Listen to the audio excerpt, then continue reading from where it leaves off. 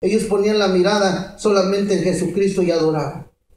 Y oraban. Imagínense nada más qué escena y qué tremendo testimonio para los presos.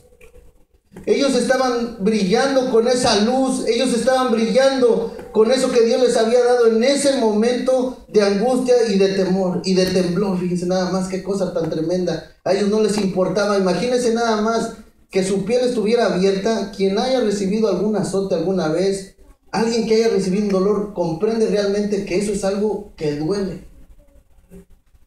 Cuando a alguien le pega en la espalda a alguien con un cable o con cualquier cosa, casi a veces nuestros padres en México nos golpeaban de este modo, sabemos que es un dolor tremendo. Pero ¿qué cuando le abrieron ya la piel? Imagínense más lo que empieza a pasar en el cuerpo humano, que empieza a tener fiebre, calentura, empieza a temblar. Pero en el medio de ese temblor, estos hombres tenían su mirada puesta en Jesucristo y empezaban a adorar. A orar a Dios, decir: Señor, te bendigo por todo lo que nos has dado, porque hasta aquí tú nos has traído, y porque aún esto me acontezca, yo sé que yo te voy a ver. Fíjese nada más la esperanza de estos hombres. Ahora, lo maravilloso aquí es que ellos estaban reflejando este poder, es esta unción que estos hombres tenían del Espíritu Santo. Y los presos, fíjese nada más, para que la Biblia diga que los presos los oían, es que era algo que estaba sucediendo increíblemente. Imagínense nada más ver a una persona que está abatida hasta este modo, pero aún glorifica el nombre del Señor. De esa clase de personas y de esa clase de cristianos es la que quiere el Señor. Amén. Realmente, hermanos, nos ponemos a ver nuestra situación y hay veces, hermanos, no somos capaces siquiera de dejar el domingo para venir al Señor y ponemos 1000 pretextos. Dios viene, hermanos, por una iglesia que esté rebosando de su presencia, que esté rebosando de esa unción, de ese Espíritu de Dios en cada uno de nosotros. Y cuando esto acontezca, hermanos, cuando usted esté lleno del Espíritu Santo, si el Señor desciende en las nubes, eso es lo que lo va a levantar a la gloria con el Señor. Que usted esté con su copa llena de ese Espíritu Santo de Dios. Porque imagínense, y vamos a ser sinceros nosotros mismos, pregúntese, ¿usted cree que el Señor viene a levantar una iglesia o un cristiano que esté a la mitad? Realmente creemos que el Señor va a venir con poder y gloria y va a levantar un cristiano que le cuesta venir al servicio, que le cuesta buscar a Dios, que le cuesta venir a orar un rato, de ponerse en comunión con el Señor. La respuesta, hermanos, es no. Por eso es preciso, hermanos, que el pueblo de Dios busque este tipo, estos ejemplos son para nosotros, hermanos. ¿Por qué? Porque el Señor nos va a adiestrar. Estos hombres habían tenido una preparación previa antes. Dice que cuando el Señor se le aparece a Jesucristo, dice que Pablo oró, ¿por qué? Por 3 días. Antes de que le quitaran la vista. Imagínense nada más lo que el Señor estaba haciendo en su mente y en su corazón de Pablo, preparándolo para esto. Entonces fíjense nada más, nosotros igualmente, hermanos, no es que Pablo sea más grande o más bajo que nosotros. Dice que delante de Dios todos somos iguales.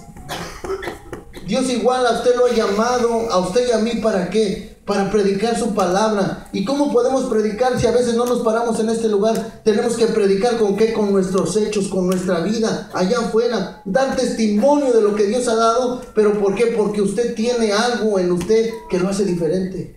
Que aún a pesar de la prueba, usted no es de esos hombres que se tira por el suelo y empieza a lamentarse de su condición, y en una tristeza usted ha puesto su mirada en Jesucristo, y eso es lo que las demás personas ven. Mira, este hombre, a pesar de que le está pasando tal cosa, este hombre, a pesar de que está pasando por esa tribulación, este hombre honra a Dios con sus actos, con su vida, y eso es lo que testifica de Jesucristo en cada uno de nosotros. Eso es como empezamos a hacer luz en medio de las tinieblas. Eso es como empezamos a dar frutos de lo que Dios ha hecho en cada uno de nosotros. Cuando hemos recibido el Espíritu de Dios en nuestros corazones. Y eso es algo que se nos ha hecho una necesidad de reflejar el amor de Dios. Imagínense, hermanos, en esta situación estos hombres, pero ellos cantaban a Dios. Ellos oraban al Señor. Dice que los presos los oían. Fíjese nada más cómo aquí todo tiene que ver una cosa con otra. Cuando Pedro le dijo al Señor Jesucristo en la mar, le dijo, ¿qué le dijo? Si tú eres, manda que vaya y yo caminaré. Y dice que el Señor le dijo, ven. Y mientras Pedro estuvo puesta la mirada en Jesucristo, no se hundió, pero cuando Pedro se dio cuenta y volteó a los lados, ¿qué pasó? Se hundió. Hermanos, es preciso que sepamos que vamos a tener tribulaciones, amén, que vamos a tener aflicciones, que vamos a tener cosas que nos van a atormentar. Pero el Señor dice, no quites la mirada de mí, pon tu mirada solamente en mí y tú vas a pasar todo esto. Amén. Porque Dios dice que a nadie le da una cosa que no pueda soportar. Dios sabe exactamente hasta dónde es nuestra capacidad y Dios no nos va a dar una cosa que no podamos soportar. Y por sobre todo, ¿sabe qué nos va a dar? Su Espíritu Santo. Y eso es lo que nos va a hacer pasar la tribulación, la tormenta, la aflicción, con valentía, con denuedo y con la mirada puesta en Jesucristo. Vamos a seguir un poco adelante. Dice, entonces sobrevino de repente un gran terremoto, de tal manera que los cimientos de la cárcel se sacudían y al instante se abrieron todas las puertas y las cadenas de todos se soltaron. Imagínense nada más lo maravilloso de esto. Estaban puestos ellos encarcelados y al ver este terremoto, las cadenas se cayeron. El poder de Dios se glorifica, ¿sabe dónde? En la alabanza. Cuando usted viene con gratitud delante de Dios, no importa que usted venga con lágrimas en sus ojos, con el corazón desgarrado, pero usted viene a rendirle culto al Señor. Ahí es cuando los problemas se resuelven. Ahí es cuando Dios se ve y se agrada y usted dice, mira mi hijo, no importa, le está saliendo de esto porque Él ha puesto su mirada en mí. Y ahí es cuando las cosas vienen a acontecer a favor de cada uno de nosotros. Fíjese nada más, lo maravilloso de esto es que el Señor usa diferentes maneras para ver por sus hijos. ¿Sí recuerdan la vez que predicamos de cómo el Señor liberó a Pedro cómo lo liberó de la cárcel? Dice que un ángel fue y le pegó a Pedro, Pedro, ponte las botas y vámonos, que estás libre. Y este hombre fue libre. Aquí Dios usó otro método diferente. Dios usa diferentes cosas. Dios no tiene principio ni fin y Él hace como Él quiere a quien Él quiere. Fíjese automáticamente ¿qué hizo? Un terremoto, ya no mandó un ángel, un terremoto que sacudió de tal manera que estos quedaron libres todos y las puertas se abrieron. Vamos a seguir adelantito. Dice, despertando el carcelero y viendo abiertas las puertas de la cárcel, sacó la espada y se iba a matar, pensando que los presos habían huido. Mas Pablo clamó a gran voz diciendo, no te hagas ningún mal, pues todos estamos aquí. Entonces, pidiendo luz, se precipitó adentro y temblando se postró a los pies de Pablo y Silas. Esto es algo bien tremendo, hermanos. Esto es algo bien maravilloso. ¿Por qué?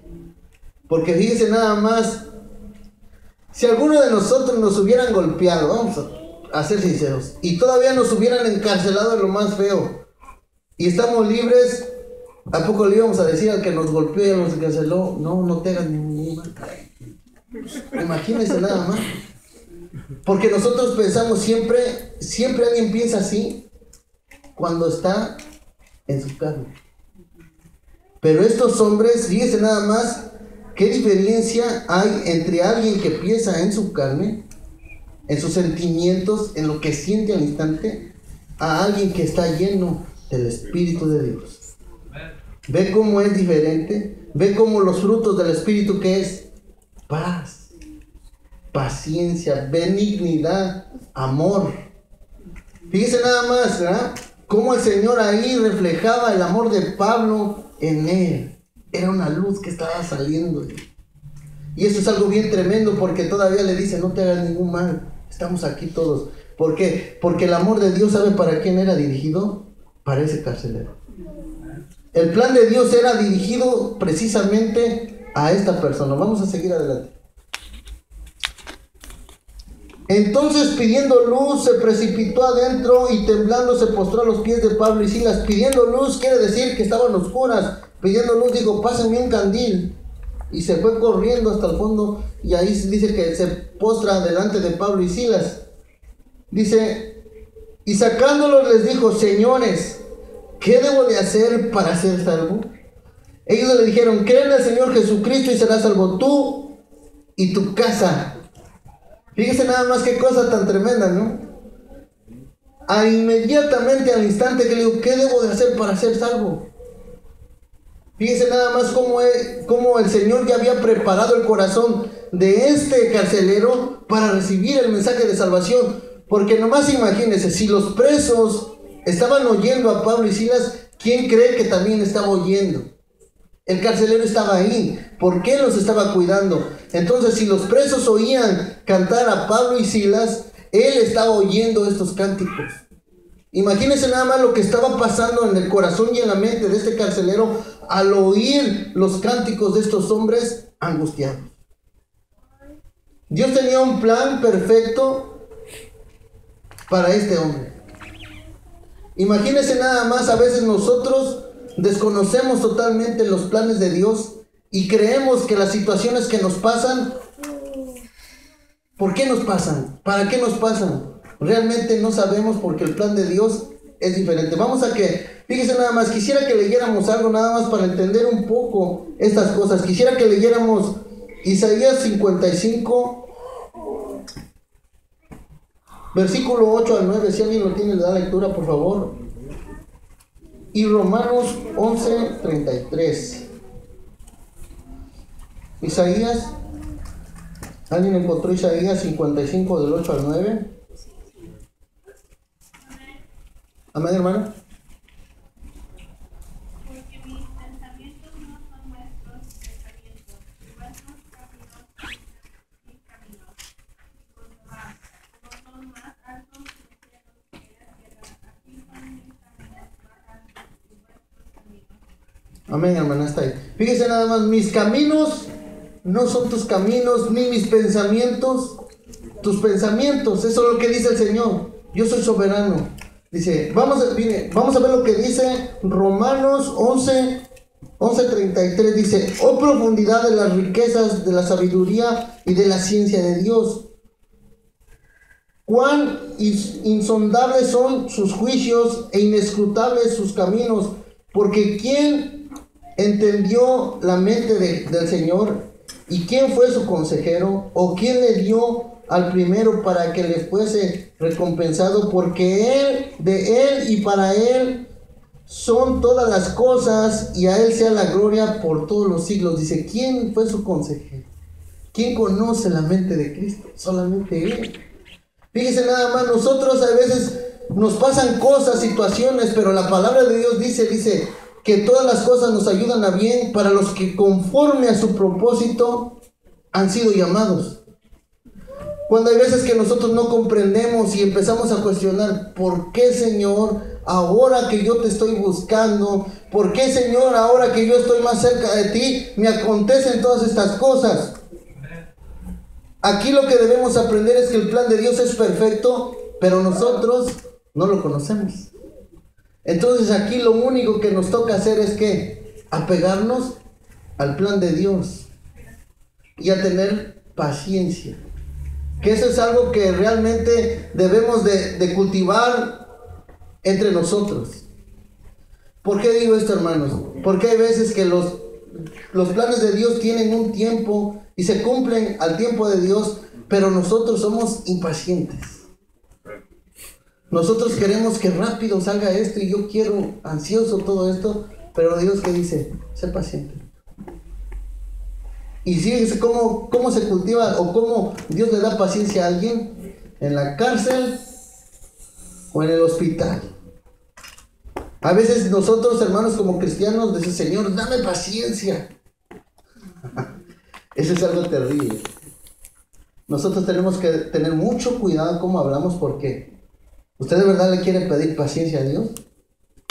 Espere ser encarcelado o espere estar en un hospital por días. Y ahí es como realmente Dios le da paciencia. Entonces por eso es mejor decir, Señor, ayúdame a ser como tú, a ser paciente, a hacer que tú seas mi guía, que tú seas mi objetivo, que tú seas el blanco de mi vida. Como estos hombres, dice nada más, tenemos esto, todo esto que pasó, toda esta tribulación que estos hombres pasaron, ¿sabe para quién era? El propósito para quién, para que usted y yo